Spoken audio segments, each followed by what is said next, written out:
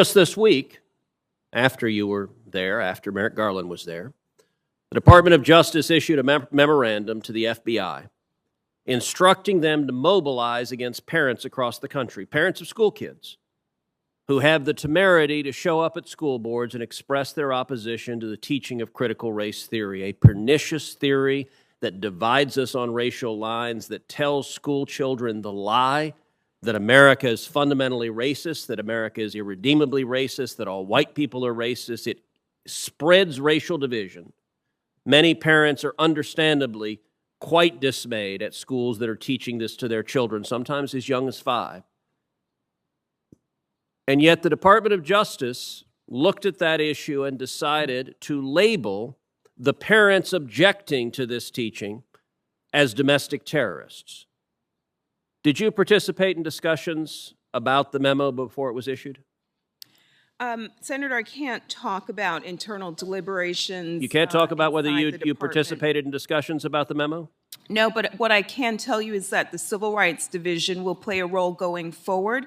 The Attorney General has asked the department to undertake a review, and the division will participate in that review to determine how federal enforcement tools can be used to prosecute crimes. Do you believe parents objecting to the teaching of critical race theory have civil rights in the democratic process?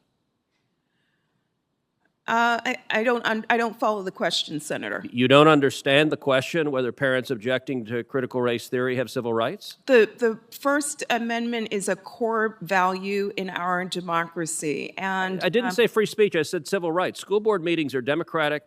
They are petitioning your local government. Do they have civil rights that the voting rights gives a damn about?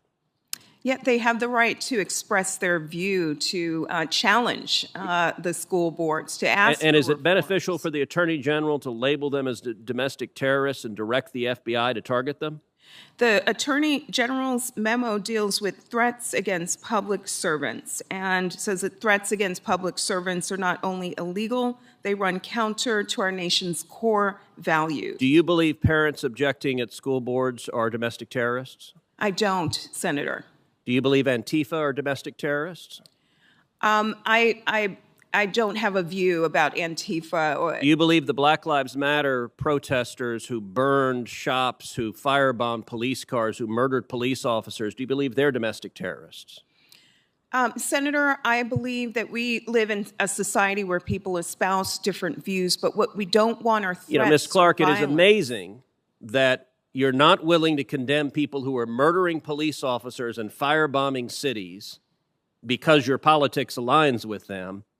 But at the same time, when it comes to parents at school boards, you're perfectly comfortable with calling a mom at a PTA meeting a domestic terrorist. Ms. Clarke, with all due respect, this demonstrates why the Democrat proposal to take someone with as long a partisan record as you have and to put you in charge of striking down any voting rights law in the country that you disagree with is nothing but a partisan power grab. Let me